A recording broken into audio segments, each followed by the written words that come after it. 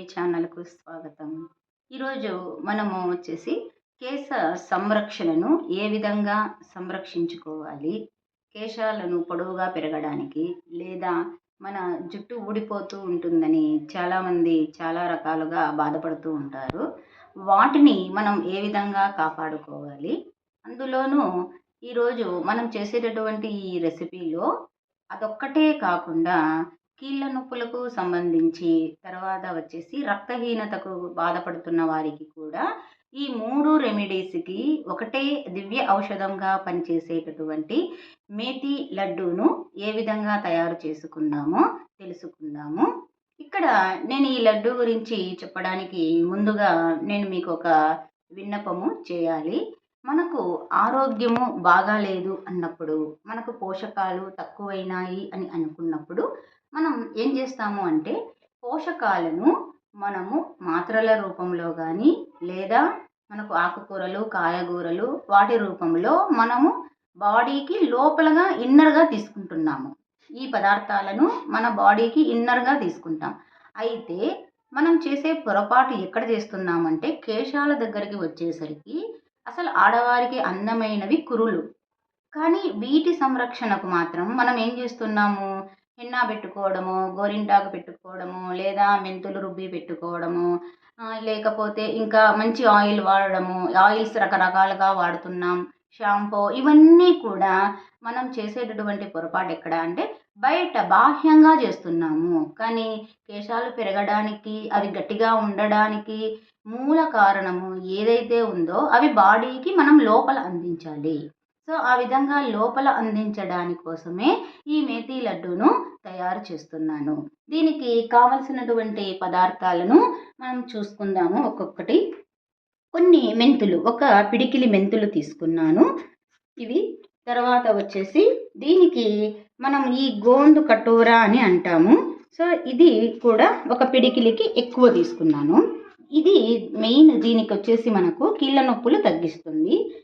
తర్వాత దీనికి సరిపడా బెల్లం తీసుకుంటే బెల్లం మాత్రము ఎక్కువ మోతాదులో తీసుకోవాలి. ఎందుకంటే మెంతులు చేదుగా ఉంటాయి కనుక బెల్లాన్ని ఎక్కువగా వాడుతాము. తర్వాత ఈ టేస్ట్ కోసము కొంచెం ఇలాచీ పౌడర్ని లేదా ఇలాచీని మనం అటు దంచి కానీ లేదా అలాగే కానీ తీసుకోవచ్చు. దీనిని వేయించడానికి ఈ కటూరాన్ని, తర్వాత ఈ మెంతుల్ని మనం వేయించడానికి నెయ్యిని తీసుకున్నాను. ఇంత నెయ్యి అవసరం లేదు, కానీ వేయించడానికి కొద్ది పరిమాణంలో అయితే సరిపోతుంది. సో ఇప్పుడు ఒక్కొక్కటిగా ఇక్కడ మనం మేతిని మనం ముందుగా స్టవ్ వెలిగించి నెయ్యిలో వేయించుకుందాము. అంటే పూర్తిగా డీప్ ఫ్రై కాదు మనం చేయాల్సిందేది. ఇక్కడ కేవలం నెయ్యి వేసి కాస్త వెచ్చగా మంచి సువాసన వచ్చే వరకు వేయించడమే సరిపోతుంది. దీనికి నెయ్యిని ఒక 2 టేబుల్ స్పూన్ నెయ్యి వేసి వేయిస్తున్నాను మెంతుల్ని. ఈ మెంతులు వేయించేటప్పుడు మనకు మంచి సువాసన అనేది వస్తుంది. అప్పుడు వాటిని తీసేయాలి.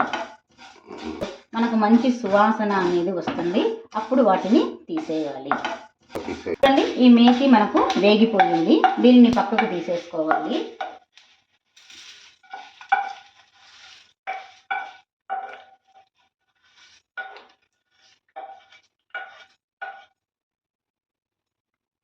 తర్వాత ఇందులోనే ఈ మనము కటూరా లేదా బంక అని కూడా అంటాము. దీన్ని మనం ఈ విధంగా వేసేసి నెయ్యి వేసి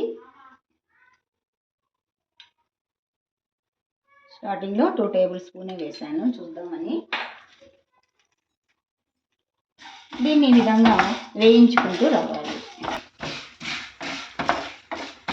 ఈ వీటిని మనం ఏం చేయాలంటే స్లో ఫ్లేమ్లోనే ఈ విధంగా మనం వేయిస్తూ రావాలి. వేయిస్తూ వచ్చినప్పుడు ఇవి బొరుగులు లాగా పొంగుతాయి. అప్పుడు మనం తీసేయాలి. ఇంకాస్త వేగాలి. ఇది వేగడానికి టైం అయితే పడుతుంది, కానీ స్లో ఫ్లేమ్లోనే వేగాలి. ఇది మాత్రం బాగా గుర్తుపెట్టుకోండి. తర్వాత వీటి యొక్క ఉపయోగము కీళ్ళ నొప్పులు, ఈ గోందు కటీరా అనేది మనకు కీళ్ళ నొప్పుల్ని చాలా బాగా తగ్గిస్తుంది. ఇందులో ఉన్నటువంటి బంక మన ఎముకలకు బాగా పనిచేస్తుంది అనేసి మన పెద్దవాళ్ళు అంటూ ఉంటారు. సో ఆ తరం వాళ్ళు ఉపయోగించి వాళ్ళందరూ కూడా అప్పుడు హ్యాపీగా ఉన్నారు కాబట్టి మనం వీటిని మరలా ఈ విధంగా ఉపయోగించుకోవడం ద్వారా మనకు కూడా ఆరోగ్యంగా ఉంటుంది. సో ఇవి వేగుతూ ఉన్నాయి, రెడ్డిష్ కలర్లో వచ్చేసి బాగా వేగిపోయినాయి. ఇప్పుడు దీన్ని స్టవ్ బంద్ చేసి కాస్త చల్లారనిస్తాము. ముందుగా మనము ఈ మెంతులు ఉన్నాయి కదా, వేయించిన మెంతులని మిక్సీ జార్లో తీసుకుందాము. ఒకవేళ మీకు పెద్ద మిక్సీలో ఈ కొన్ని మెంతులు తిరగకపోతే చిన్న మిక్సీ జార్లో పొడి చేసి మళ్ళీ పెద్ద మిక్సీలోకి మార్చుకోవచ్చు. తర్వాత ఇందులోనే ఇలాచీ పౌడర్ లేదా ఇలాచీని కూడా యాడ్ చేస్తున్నాను. వీటిని ముందుగా మనము మిక్సీ తిప్పేస్తాము. బెల్లము యాడ్ చేస్తాను. ఈ బెల్లం ఎక్కువ మోతాదులో తీసుకుంటున్నాను. మెంతులు చేదుగా ఉంటాయి కనుక కొంచెం స్వీట్నెస్ రావడానికని, దీనివల్ల మనకు రక్తహీనత అనేది తగ్గుతుంది. బెల్లం ఎక్కువగా తినడం వల్ల రక్తహీనత తగ్గుతుంది. విధంగా బెల్లము మెంతులు ఇవి మిక్సీ అయిపోయాక ఇందులో చివరగా కటూరాని వేయాలి. కటూరాని వేసాక కాసేపు ఎక్కువ తిప్పకూడదు, తొందరగా మిక్సీ మనము ఆఫ్ చేయాలి. ఎందుకంటే ఇవి జిగటగా మనకు నోటికి తగులుతూ ఉంటేనే టేస్ట్గా ఉంటాయి. ఎక్కువ నైస్ కాకూడదు ఇవి. చూడండి, ఇది మిక్సీ వేసుకున్నాక ఈ విధంగా వస్తుంది. నేను ఇందులోనే నెయ్యి ఉంటుంది కాబట్టి ఇందులోనే వేసేసాను. తర్వాత మనం తీసుకున్న నెయ్యిలో కూడా చూడండి చాలా వరకు నెయ్యి అలాగే మిగిలి ఉంది. దీన్ని ఇప్పుడు నేను చిన్న చిన్న ఉండలుగా చేసుకుంటాను.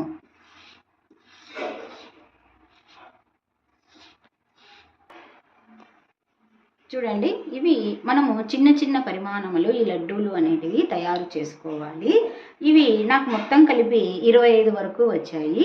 ఈ 25 డేస్ మనం ఉదయం మార్నింగే పరగడుపున మనం వేడి నీళ్ళతో పాటు దీన్ని కూడా ఒక్క లడ్డు మనం తినగలిగితే మన యొక్క కేశాలు మాత్రం చాలా అందంగా ఉంటాయి. కానీ మన కేశాలు మనకి నిజంగా మన కురులు అందంగా ఉండాలి, మన సొంతం అవ్వాలి అంటే ఈ లడ్డూను మనం కంపల్సరీ తినాల్సి వస్తుంది. కానీ తినడానికైతే మీరు చాలా కష్టపడతారు.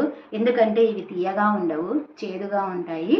అయినా కూడా మనకు పోషకాలు కావాలి కాబట్టి మనం మెడిసిన్స్ని ఏ విధంగా అయితే మింగుతామో అదే విధంగా వీటిని కూడా మనం మింగడం ద్వారా మనకు ఉన్నటువంటి కురులు మన ఆరోగ్యంగాను అందంగాను మన స్వంతము అవుతాయి. తర్వాత ఇక్కడ మీకు ఇంకొక విషయం తెలియజేయాలి. ఈ విధంగా తీసుకోవడం ద్వారా మనకు ఇన్నర్గా పోషకాలు అనేటివి అందుతాయి. ఇంకా మనకు వచ్చేసి వీటిని 25 రోజుల తర్వాత మళ్ళీ మనం 6 monthsకు వన్స్ ఒకసారి వీటిని మనం ఈ విధంగా తయారు చేసుకొని తింటూ రావాలి. ఈ విధంగా తినడం ద్వారా మనకి ఎప్పటికీ జుట్టు అనేది రాలిపోకుండా స్థిరంగా ఉంటుంది. సో మనకు మీరందరూ నాకు చేదుగా అనిపించింది అన్నప్పుడు నేను మీకు ఇంతకుముందే అంటే స్వీట్ దీంట్లోనే నేను ఉద్దిపప్పుతో లడ్డు తయారు చేశాను. అది మీకు కింద డిస్క్రిప్షన్లో దాని యొక్క లింక్ ఇస్తాను. మీరు ఇది తిన్నాక ఉద్దిపప్పు లడ్డును కూడా మీరు తిన్నారనుకోండి, నోటికి చేదు అనేది ఉండదు. రెండవది, ఈ లడ్డూని కేవలం లేడీసే కాకుండా మగవారు కూడా దీన్ని ఖచ్చితంగా తీసుకోవచ్చు. ఎవరికైనా కూడా ఇది మంచిదే, మన ఆరోగ్యానికి మంచిగానే పనిచేస్తుంది. సో మీరందరూ నా ఛానల్ చూసినందుకు ధన్యవాదాలు.